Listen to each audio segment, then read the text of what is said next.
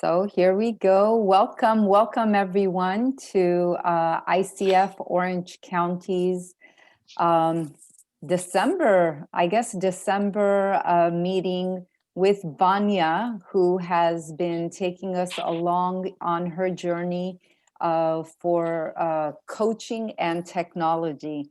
Vanya, thank you so much for keeping us up to date and keeping our community modern, and so that we know what's going on in the up and coming in our coaching world. You have been such a valuable asset ever since the day I met you, which was a few years ago. And ever since then, you always contribute, you always make a difference. And I love working with you, and you find very creative ways to make a difference.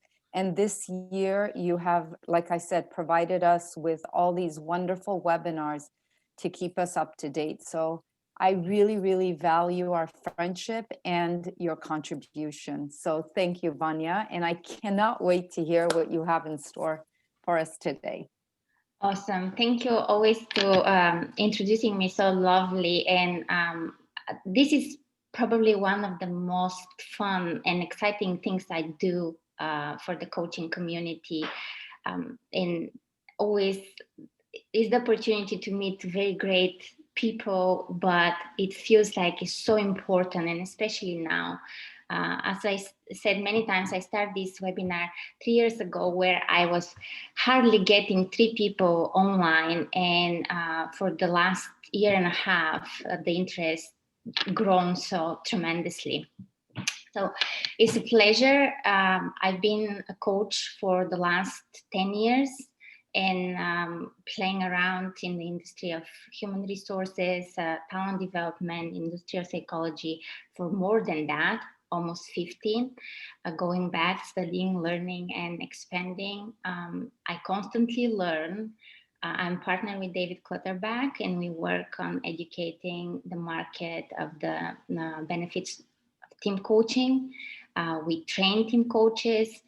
I also work as a team coach, and I feel like this is one field of coaching, of the coaching industry, that is going to be growing tremendously, and we'll see that in the next couple of years. But Pam will explain more about where the industry is going and what clients actually want, and what are the trendy demands lately.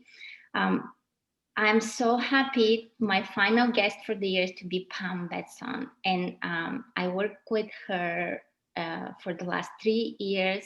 I met her in person when I went to UK, and she was so lovely to make the trip and to show up and see me in person. And she's one of the most profound coaches I ever witnessed doing the job. She's inspiration for me, and I'm just like honored to have her as my guest.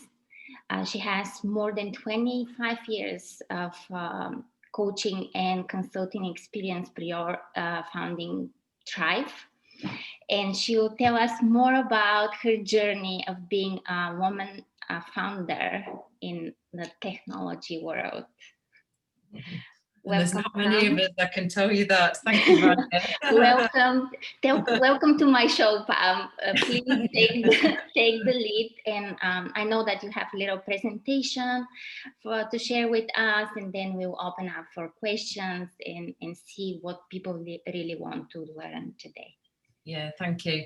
So I've got just a few slides to share with you about the context for what I've learned about coaching over the years, and what led me to set up and build a digital coaching platform. But I'll just say a few words about kind of what I've learned about coaching since I trained far too many years ago. And it's that, it's still profound, it's still enjoyable. I only coach 5 people per year now, and I still get a kick out of it. But I do fundamentally know that the world of coaching has changed. And 12 years ago, I started piloting a 30-minute exec coaching methodology in the firm belief that actually you could cut off the backstory, you could stop people talking about what was broken, missing and lacking, and you could still get to some place that was quite significant for an individual within 30 minutes. And so I wanted to test this hypothesis that actually you didn't need this slow warm-up. And it turned out that we were pretty successful at it. You know, we were asked to go in and do leadership development programs in a number of the organizations that I had a consultancy firm in, and we refused to do that, and saying the only way that we will work with your people is for you to name one strategic thing you must pull off this year, and we will give each person 4 30-minute coaching sessions on that one thing that you've got to pull off. And we had remarkable success. And so that then started to get me exploring the whole world of, wouldn't it be nice if you could take coaching to more people than the C-suite? Wouldn't it be good if actually we could truly democratize coaching? And I started on this pursuit of the democratization of the coaching offering to more people in the workforce that didn't require armies of administrators to be able to deploy it in an organization, that you could make it fast, close and easy, and but still memorable and meaningful. And then there's another kind of major kind of presupposition that exists within the world of that, where it's fast, close and easy. And that was really challenging the concept that people need to be paired, people need to be matched, that you needed to stay with the same coach for it to be impactful.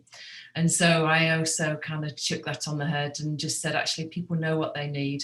Let's trust that they will find what they need in making a community widely available. And if they find the right person first time, they'll stick with them. And if they work with them for a few sessions and then need something else, they'll do that too. So we really did place responsibility for the learning with the learner.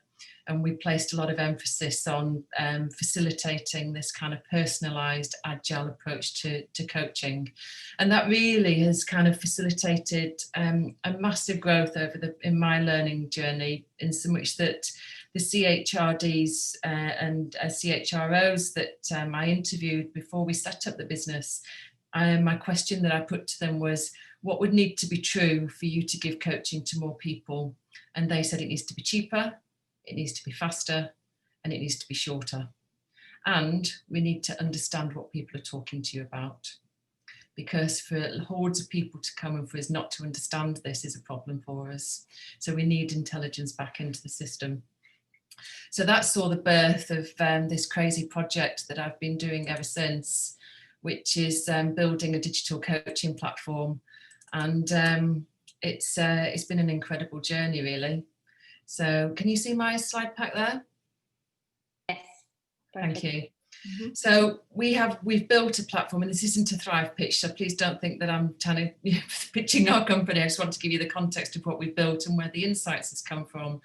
But we've built a platform that allows companies to find either their in-house coaching and mentoring faculty or plug in with external coaches.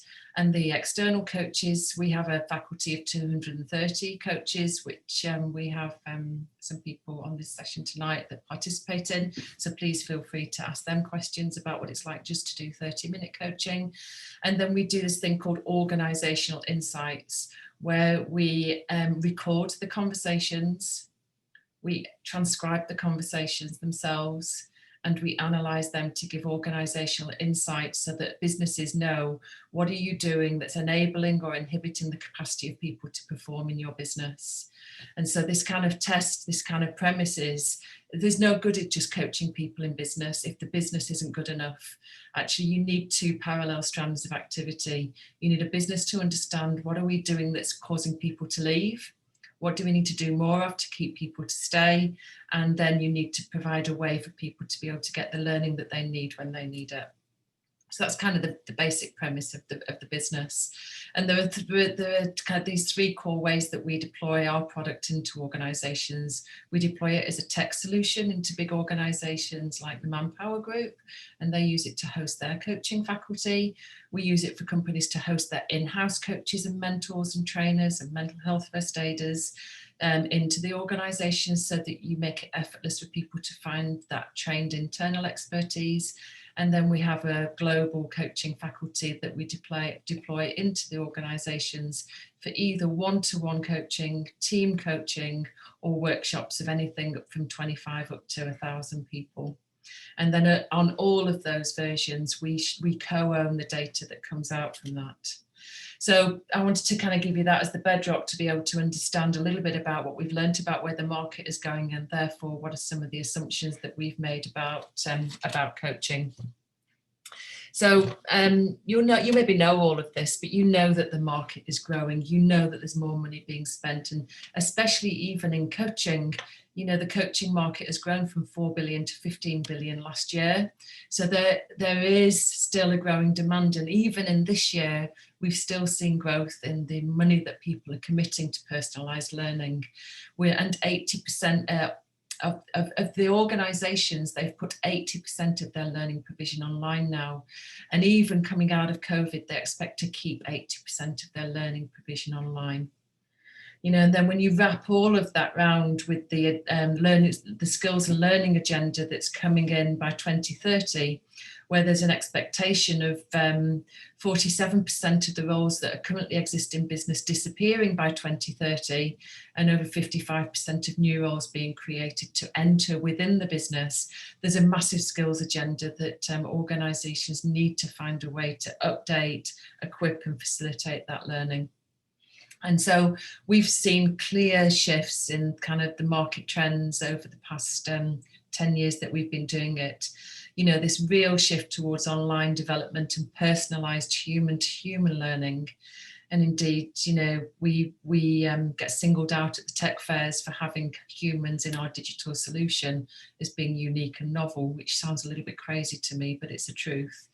We know that of the 690 million LinkedIn members, what an incredible membership list that is. I don't think there's anywhere finer in the world than LinkedIn to have a 690 million membership, but 8 out of 10 of their members expect to carry on working from home for approximately 2 days per week going into 2021. And there's a drive, therefore, within all the challenges and within all the expectations of what's going to come out of the impact of COVID and this decentralized, disaggregated way of working, that communication systems need to become better, whether that's in the learning field, whether it's in the connection field, whether it's in the conversation field. But there's a big drive in platforms like Zoom and Teams and Facebook to find a way to be able to generate insight for society and for businesses so that the conversations aren't just lost. There's insight that can be drawn from those. So if we think specifically about the enterprise challenges that people generally come and talk to us about, and that I've heard in the various conferences and networking events that I've been to over the past 2 years, I know there's still a craving for human-to-human learning. There's this sea of heavy content platforms. Many organisations have more than one learning management system, and they're finding they're struggling to find a way for people to be able to get fast, immediate, meaningful thinking partnership. You know, there's access to people that can help them develop. They want to take out admin, so they don't want to put in hordes of back office controls and resource and cost. Indeed, in this unfortunate context, they've been stripping a lot of those resources out of organisations, and then therefore finding flexible learning solutions that can satisfy a number of different requirements that they have is growing. You know, I have 4 or 5 conversations every day with organisations on this, and they're looking for a blended approach to learning, and there's nothing new in that. We've been doing blended learning for a long time, but certainly this kind of acquisition of skill and retraining and upskilling of their existing workforce is a massive topic on the agenda. So what can I summarize that into as being the top 6 needs that I think organizations are presenting in this context for digital learning solutions such as coaching and mentoring? Well, by far the top answer to that is that they want flexible solutions. I had one organisation today that approached me, for example, and they said they've done a big search in the marketplace and looked at all the outplacement providers, and they've come to us because they like the idea that actually if credits aren't used, they can deploy them to the people that remain in the organisation, that they can give them to returners, they can give them to high performers, so they have no lost money. Right? People are looking for solutions where they're not putting money into EAP or into outplacement services or into career services, where if once somebody's name is registered against it, it's then lost.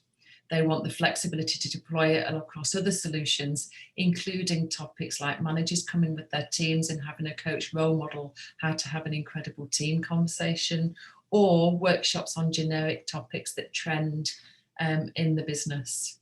So flexibility is certainly a key thing that we've discovered, as well as this kind of pursuit of how do we do democratized and personalized learning.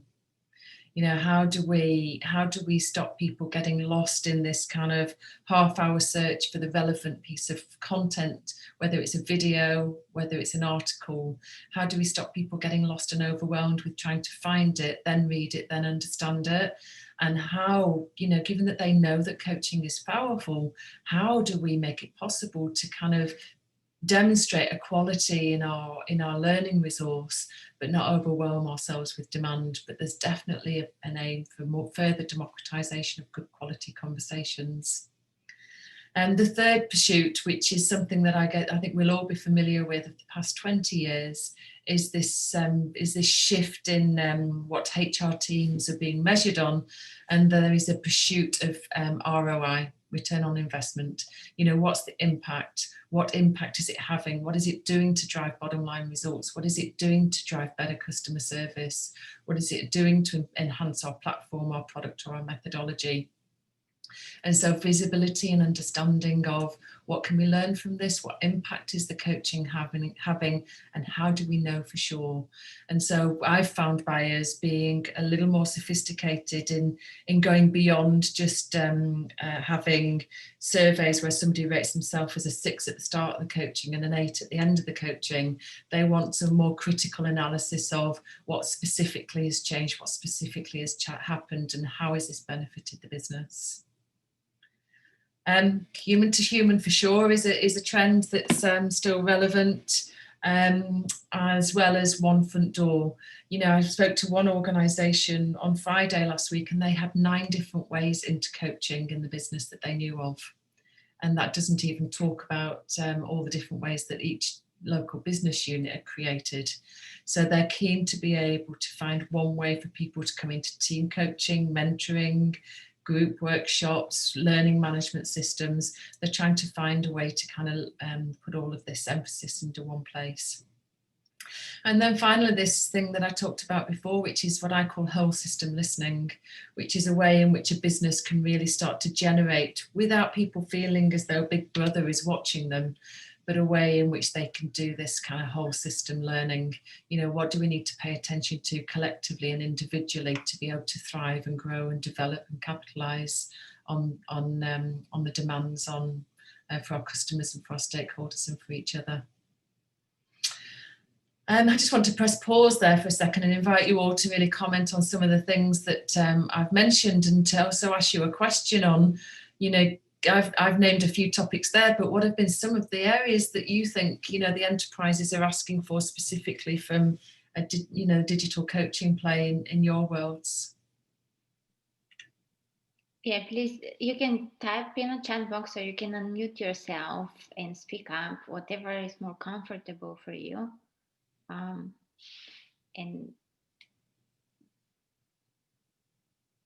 I have a question, Pam. Oh, Thank sorry. you. Thanks. Hi, my name is Natalie. Do you see any, I'm curious about the regional differences that you would see for Asia, Europe, or the US, or even South America, Africa. So if you could speak to that, that would be wonderful. In terms of what people are looking for? Yeah, in terms of what your experience is based on what you've set up, and what the needs of the different cultures. Yeah, so the major difference is, I mean, there's is not so much a territorial kind of geographical difference that we found. It's more the size of organisation we found a trend coming through. So typically when we started the business, we found that startups to scale up, so organisations of up to 2,000 people, were more likely to want to come and work with us to provide coaching to everyone and to not make it elitist. But you still had the bigger organisations across the world only really providing this to either high performers or senior leaders. And we've found over the past 12 months, meta-size organisations coming to us and asking us about how to make the democratisation a real thing, personalisation a real thing, and peer-to-peer learning on the platform a real thing. And the only company that's really leading the way on that is GE. You know, they have banned all external companies working with them now. They've said all the expertise that we need lies within the organisation, and what our responsibility is to find a way to give people a way to access the learning and the expertise that everybody has. And I think that that's where the shift in the marketplace will go, and that's what our platform was originally intended to facilitate, this kind of peer-to-peer in-housing of learning, so that everybody can find, book and connect with another person that exists within their system, to either learn how to make a move to Asia if I'm living in the UK, how to work on a key account that I have not worked on before, how to learn more about marketing because I've been moved from finance into marketing. You know, this kind of whole dynamic shifting skills where you move leaders to the areas that they can lead well in, and then they learn the functional expertise. Certainly they seem to be the areas that have been trending more so. Wow, that sounds pretty impressive. And how do you match those needs, right? How flexible is Thrive in just adapting itself to those bigger demands? Yeah, our platform is originally designed at the root cause to do that peer-to-peer play. I'm a lean engineer, that's my profession. So, although I shouldn't really say that given I've been a coach for so long now, but you know, I am certainly, my intention is to be able to find a way for employees to make it effortless to find, book and connect with another employee that can support them, where they can give support to other people so that it builds confidence and self-esteem and, you know, a real sense of doing something good in work every day. This mantra of what have you taught to someone every day and what have you learned from someone every day. I would love to really kind of postulate and bring to life, but also to plug in brilliant external coaches, brilliant internal coaches, to put it all in one place. So the platform's designed to do that today. Thank you. And Isla has a question. Isla, can you unmute yourself? Yeah, go ahead. Yeah. Hi, Isla. Pam, nice to meet you. My work is primarily with students, graduates, helping. We have a tech company, and not doing the same. It's not based on a platform like yours. Ours is a little different. I will send you an email later and give you a little information on what we're doing. But what I'm interested in is the companies that you're working with. How are they viewing the new graduates, their new employees that they're bringing in that don't have the skill set, the soft skills, the ability yet to integrate well into teams and into new organizations? What is their perspective on that? I think they're terrified. I mean, it'd be interesting to hear what you've heard, Isla, but I think they're terrified about it. You know, if I think about one thing that keeps me awake at night, you know, I've got children, is this kind of lack of the conversational capability of people, you know, and how this context that we're finding ourselves in, you know, will perpetuate, you know, that sense of not being able to debate, to challenge, to facilitate, to inquire, to raise issues, to talk well. And so I do think there's a job of, you know, large organisations being able to surface this. And we're not at the size yet where we've got the number of conversations that we could exert more influence via our whole system insights. But I plan one day to be able to have enough conversations to be able to say, actually, from an educational perspective, we need to be really driving peer-to-peer learning more in the classroom, this cross-tier learning between, say, year 5s and year 6 and year 7, so that each group coach and mentor and train and educate one another in the educational system. You know, We've got a university that we're working on piloting year 4 students on a university degree course, coaching year 1 students on how to complete that assignment that they can't write at 11 o'clock at night, and then creating communities of learning. I think we've got to use tech to help create those communities, and then use role models to role model a way of inquiring, challenging, asking questions that other people can see a way to do and therefore replicate. Mm-hmm. Yeah, we have several corporate clients. We work with universities, but we have several corporate clients, and one of the very, very big questions is, how do you start to bring these skills to youth that have come through an education system where there was none of this, and suddenly they're 22, 24, 28 years old, and they're not navigating it well. So yeah, I think, this is where I agree with Vanya deeply. We've got to insist on team-based behaviour on team meetings. There's a lot of one-on-one work. There's a lot of isolation because the people are perpetuating, I'll talk to my boss, I'll talk to my colleague, and there's a preference and a proclivity for this one-to-one work. And I think we've got to teach and drive, this kind of inquiry-based culture where people can come together and lean in on teams and feel benefit because they're listened to, they're invited to talk, they're thinking partners to one another, and we've got to encourage managers to lead on that and promote it and role model it and be good at it. Mm-hmm. Mm-hmm. Thank you. Thank you. Okay, let me just talk a little bit about what the user needs are then. So if I think about how our users are behaving on our platform, what we're finding is this journey of the user defining what they want and how to find it is quite popular, and therefore people come in and our users come in and either find a coach, a mentor, a therapist, and we also have trainers on there now. And they then decide whether do they want one-to-one, do they want to join a team, do they want to join a group workshop, what's the right learning journey for them this week? And then do they want structured, do they want to book something in for every month? Or do they want to draw it down and take it within half an hour? And then do they want something daily? Do they want something weekly? Do they want something monthly? And then do they want 30, 60 or 90-minute conversations? And typically our user journey within how people participate and thrive allows an individual user to choose which route they want to take. There isn't a defined path or a defined journey for them. They're totally in control of them taking whatever they want. And that sees us having on our platform, for example, how to deal with a significant illness, how to deal with a cancer diagnosis, how to deal with a teenager, how to be a first-time parent, alongside how to get funding, how to write a marketing plan, how to deal with isolation, anxiety, debt. It has a lot of different offerings, but organisations believe that actually people should have the freedom to choose. They're not insisting anymore, or they've got to be trained on how to do a performance conversation well. They're allowing the choice to be with the choice maker. Is that your experience of how people are coming and contracting with you? Are they asking for more flexibility in the types of subjects that they're talking to you about? Are you finding that that's trending in your world too? That's the question to everyone. Please feel free.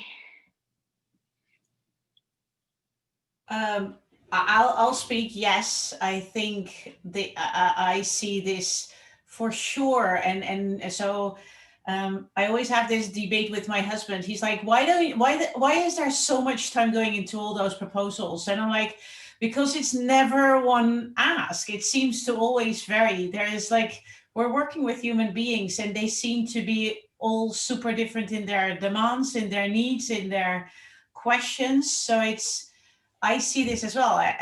The teams, I see a huger demand now in teamwork. I think teams is the big future. For sure, but yeah, even with the frequency and the minutes. And I like how you're putting this user-defined thing first, because it is all about how do we meet, right, them to serve them best. Yeah. You can definitely add also counseling and consulting, and they're facilitating. There are multiple roles that they could be defined, but it's very important to put this as a first starting point, and not mix it up. Yes, yeah, you lose sight of it if actually, you define it based on what you believe is needed rather than what users want. Okay, so let me just see and then obviously we've been quite adventurous in our work in how to do the data insights, and that really comes from my own needs to be able to measure value and measure impact and go further in informing the senior leaders on what they need to pay attention to. So the trends that we've seen on data is, one, within this whole system thinking is, are we fit for purpose? And without breaching confidentiality, and where people don't feel as though we've got visibility of their one-to-one conversations, how do we learn what we're doing that's inhibiting or enabling or trending in our business? So that's what I'm calling whole system listening.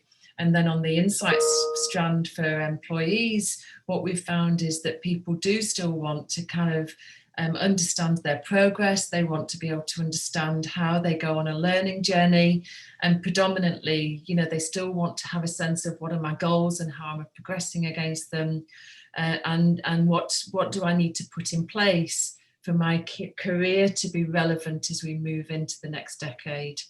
And so, the requirements there are, and the way that we think about it is the data has to feed learner-centric designed programs rather than teacher-designed programs. So how do you design programs from what the learners are telling you that they want, and how do you provide it? How do you make sure that the learning is contextualized and used in the time that they need it?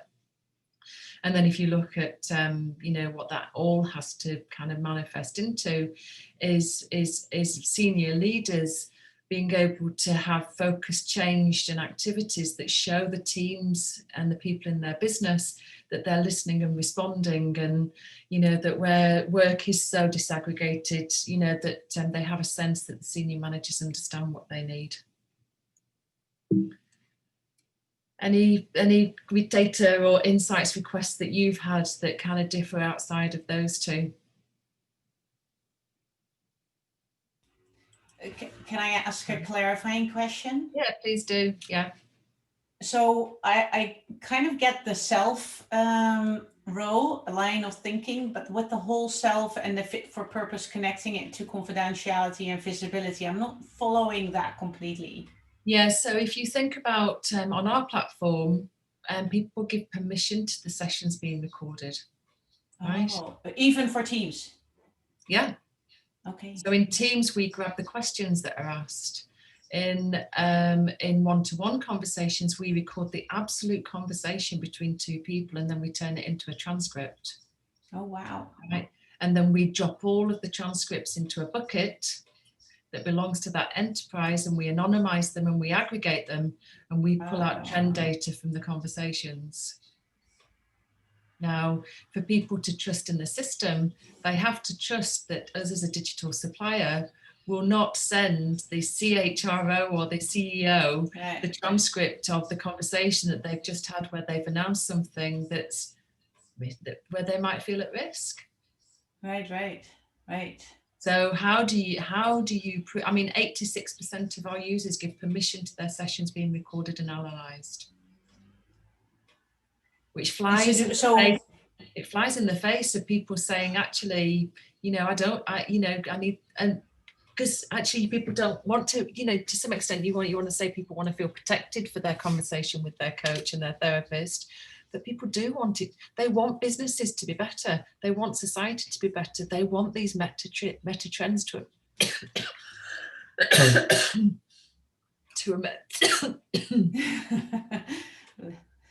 Yes. So maybe what I'm hearing is it's how you're it's the communication, right? How you're bringing it forward. It's how you're selling the recording part. I'll just speak till you have found your voice back.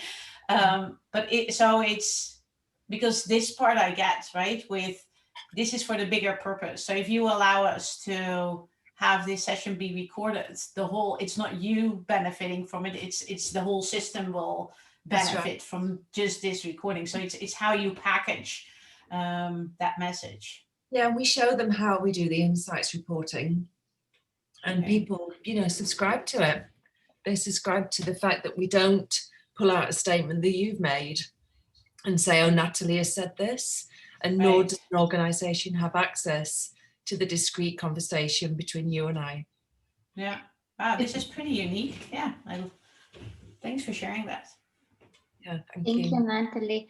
And I think it's very good to kind of give us little information with the data protection in Europe versus the data protection in US, because there are some differences that they are very fundamental. Mm-hmm. Yeah. So the question is, what are our data protection rights in? Yes, in the European Union as a whole. Oh. Yeah, so we have GDPR, which governs us. So even if an organisation gives permission for these sessions to be recorded, then individuals also have to give their express permission. So a pop-up comes on the screen and they can deny the right for a session to be recorded and analysed. And then in territory, because most of the organisations that we work with are UK headquartered but have global companies, then it depends on who is governing and owning the data. There are some territories where it's harder for us to move data in and out of. Yeah. And we have to do this thing called safe harbouring, which is not allow the data to come out of the shores of that continent. But yeah, there's different regulations that we have to take care of. Absolutely. And now with the Brexit, that it comes Oh, wow, who knows what that's going to do. Yeah, we're not going to get many technical details, but yes, there is a difference in how you protect data in the US and versus Europe and perhaps China and everywhere else. So the permission of the person who is donating the data is one of the biggest keys, and it's very important. And as a user, as a coach on the platform, I would say is every time there is a message that pops up and you reconfirm that you agree on that.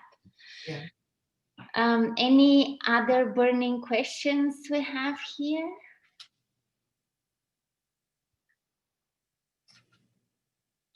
Doesn't look like it. So, I mean, those are the things that I wanted to present. I'm happy to talk about the 2021 coaching and mentoring agenda as a whole team, if that's useful for you to do that. Or Vanya, I'm happy for you to take the questions that I know that you want to surface and answer those. Absolutely. I have usually a few questions that I ask all my guests, but we can save them to the end. If we don't have any more questions to take on now, we can just explore the trends that you observe, and that would be interesting. And then we can close up with the questions that I usually ask my guests. Yeah. Does anybody have any observations or reflections on what you think the 2021 coaching agenda is?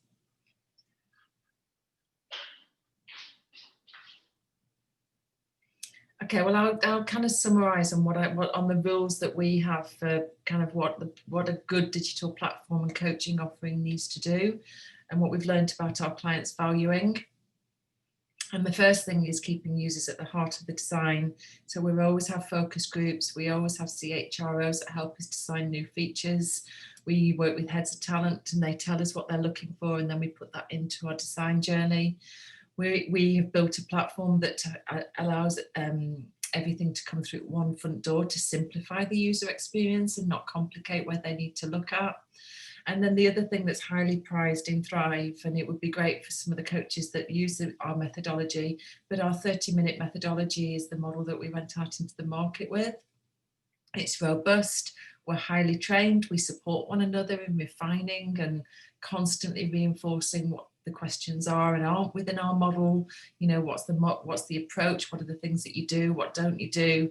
So we have a really robust 30-minute methodology that we've become quite well known for. Our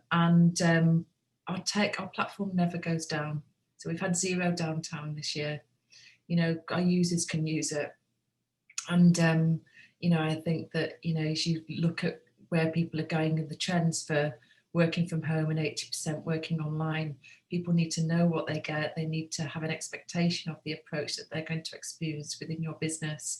It needs to be effortless and easy for them to be able to work with you, and they need to see their needs within the offering that you're giving them.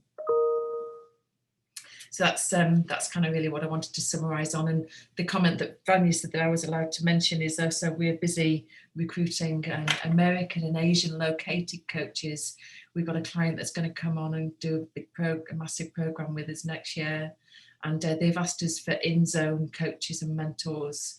So if you do know within your network, please, of any, or if if you're based in America or based in Asia, we're looking for coaches to join the business. So on that, I'll stop the slide share, Vanya, with anyone that might be interested. Thank you. I'm encouraging the people on the call. I know that some of them are already on the platform. Maybe some of them are just exploring. So maybe here is a good time to see what you're looking when you're enrolling on the platform, coaches. What are the things that you guys are looking? So we've got two categories of people that we hire. We either hire people that have got a psychological training. So if you're going to come in and be able to work in that part of the business, or you're a business practitioner, so you've got relevant, current and up-to-date business acumen that can be deployed within an organisation so that you understand some of the skills and learning challenges that businesses are facing today. And we end up, because we work with UK headquartered at the moment, we're due to change that, but we look for English-speaking coaches as well. So bilingual is kind of heaven on a plate, but certainly English is good for a lot of our clients. But we train people, so we run masterclasses every month. We run masterclasses, we run workshops. We fundamentally believe in the power of learning and peer and coactive coaching within the organisation. So we do that religiously every month. I participate in those every month since day one. And so this kind of pursuit for learning, this pursuit for development, this pursuit for excellence, and wanting to be part of a community. The great thing about Thrive is we've got a community. You can lean on other coaches when you're working from home. It's quite nice to feel as though you belong to something. I'm going to ask Joya or Claire to mention a bit about kind of why they hang out in Thrive and what you get from it as you're on the call. Come on. Yeah, well, I certainly get a lot. I've been with Thrive for how much was it now? Kind of 3 years, a bit less maybe. Next year will be 3 years in February, March. I have to say that the one thing that I really took from Thrive, and I'm sort of multiply as much as I can, is the intent to democratize coaching. Coaching is often seen as, I'm the big shot in my company and therefore I get coaching. You are a little person right there and you don't deserve coaching. So it's that kind of mindset, at least a few years back. Now is increasingly, of course, changing. Thank God. But there is still a little bit, and coaching is expensive. People are intimidated. What am I going to say? Well, so the point to make it really easy for people, but having the coachee accountable, and with that little kind of 3 questions that we have our coachees fill out. I missed half of this, so I don't know if you talked about that, Pam, or not, but I was kicked out of the Zoom. But so it's to really focus the mind of the coachees into what they want to take out of this. Mm-hmm. And I take that pretty much to everyone. So I'm surprised when people say, well, I want to have a 12 months engagement. And I think, to do what, right? Yeah, and actually What, the really? joy it raises a really important point there about coaches. We really want coaches that want to democratize coaching. You know, that you don't just want to work with the senior leaders, you're really happy to work with whoever needs the conversation. And that's really important, that you're not in it for your own ego, you're in it just to create and role model and epitomize great conversations with people that are lasting. Because the conversation, we don't do easy conversations in the business. Don't think that a 30-minute conversation doesn't have a really blooming hard challenge within it. You know, we tell people the impact they're having on us, we tell them how we experience them, we tell them what stands out, we tell them what we don't like as well as what we do like. You know, it's still a very provocative and challenging conversation. Mhm. Yeah. Thank you. Thank you for sharing. Pam, I have a question. Oh, someone Thank you. else? Like Pam, I'd also like to share what I like about Thrive. Oh, thank I you. like the Sorry. pleasure. I like the coaching with content methodology. I love the fact that they're 30-minute sessions. I love the fact that it's accessible, it's on demand, and you can make such an impact and make such a difference for a person in 30 minutes. I also like the fact that as a coach, you get feedback from the coachee immediately after the session, so you know how you've done. And yeah, it also just fits with me in terms of flexibility. I put my availability up online, and if I get a booking, I honor the booking. Thank you. Sure. I like Yeah. the feedback that you mentioned. The feedback from the coach is very important. And you may sense, but sometimes you may be wrong, and gives insights of your own development, perhaps. Mm-hmm. Yeah, and we've just added a part onto our coach notes, Vanya, where we ask our coaches at the end of every session, what did you learn about your coaching style, and what do you want to think about? You know, so you've got that reflective cycle in there. Yes. Natalie, you wanted to ask something. Sorry. Go ahead. So, sorry, I was just wondering, like, because this is ICF Orange County, what's your relationship or perception of ICF? And for instance, ICF versus, I think, the European EMCC. Do you favor anyone over the other, or like, do you only want to work with ICF certified coaches? No, None of I that. don't mind who you trained with. I just want, you know, just be a good coach, have that coaching nous, have that coaching instinct, and we also train you in our methodology. But generally, you know, what do I feel about ICF versus EMCC? I'd like to have a better relationship with the ICF. I've tried multiple times each year to lean into the ICF Global to say, how about we do something significant, but not really got anywhere. But with the EMCC I have, because I've known David for 20 odd years, and so we accredit our coaches through EMCC. That's just through ease of being able to do it. If I'm really brutally honest, actually, we just need to hire good coaches, right? There's two great rules in the coaching business. Do amazing work that people will come back to. So it may be a 30-minute conversation, but make it so they remember it. So be meaningful and memorable, and give them tech that works, right? Where they can see what they need within it and just make it effortless for them. And so they're my two rules, right? Give people an amazing conversation, and to give them an amazing conversation, you need amazing coaches. Yeah. You know, really fundamentally. If I may add, I have credentials with ICF. I'm gonna go now for PCC after, you know, you do require a lot of documentation for that, but I'm already in ICF. I belong to the New York chapter. And I got my credential with Columbia University. So sort of a blend of various things, right? Yeah. You create your own, and you take it all in. Yeah. And I think the trend in the last year and a half, I see that people start talking more about laser coaching, which Pam was talking back in 5 years back about that, and backed up with methodology and some science. So we'll see more about this orientation, and you have to be a good coach, but you also learn the methodology when you come on the platform, if we're talking specifically about Thrive.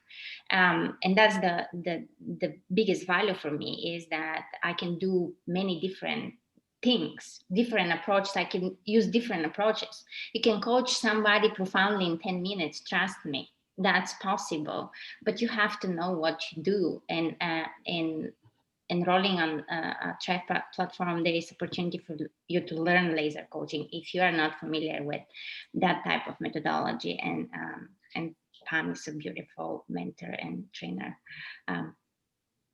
So anything else before I ask my last 3 questions? Any other comments or anything you want Pam to answer? No. Yeah, Pam, I had sent you a private message, but before you asked, you gave the information. So just to say that I'll be reaching out to you. Thank you. Please do. Anybody that's on the session, reach out to me. I think you've got my email address on this. Oh, it's Pam at Yeah, you put your, I got that. Yeah. Yeah. Maybe we Thank can you. help it in the chat box. Yeah. So we know the market is growing, and we know that there is demand for coaching. How coaches can keep them relevant to the market? What are your advice and insights, Pam? How do you stay relevant? I believe you've got to respond to the 2030 learning agenda. So you need to understand in what way our business is changing. What are their organisational challenges with facilitating the learning agenda and the schools agenda for 2030, and find a way to present that expertise into the market. And that really comes with, I think, what's going to be a growing people being dissatisfied with a hard separation between coaching and mentoring. You know, I think people want more of this blended, do the right thing at the right time for the right person. And if actually it involves occasionally the coach has got to give up with not making suggestions and offer some thoughts or some ideas in the pursuit of an exploration, you've got to be prepared to give up being a purist coach and be prepared to kind of say, what are the areas of expertise that I bring? Not stepping too far over the line. You know, in our 30-minute approach, we still inquire first, we still ask first, we still hunt for what their ideas are. But I think you've got to be prepared to position yourself as a professional and functional expert in the marketplace in some particular areas, and find out how to market that. You know, LinkedIn continues to be as relevant as ever. You know, you be, whether you're podcasting, you're blogging, you're whatever you're doing, you need to get your point of view or your differentiator into the marketplace. You know, our differentiator is how we do insights. It's the democratization. It's being much more flexible in the way that people contract with it. And it's our 30-minute methodology. You know, what are yours? What are the things that you want to be distinctive for, and get that, you know, make that your point of view and stick with it for a period of 3, 4, 5 years. Write about it, talk about it, and, you know, be prepared to kind of deal with some of the rejection. Like I've dealt with some of the rejection from some of my peer group that I trained with, for moving my price point down per session from £5,000 a session to 125 quid a session, you know, and I work for 125 quid a session now as well, right?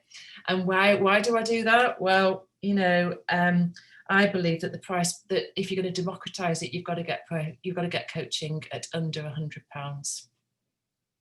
If you want people to come and book a coaching session in the way that they'll book a massage or a pedicure or a manicure, I think that actually, if we're going to take it to the masses, you've got to ask yourself the question, does your price point allow you to democratize coaching as an offering? Awesome. So. Thank you. I just saw two questions in the chat box, and I don't want to miss it. How would you educate leaders and then managers to start the coaching experience? This one from Vanya.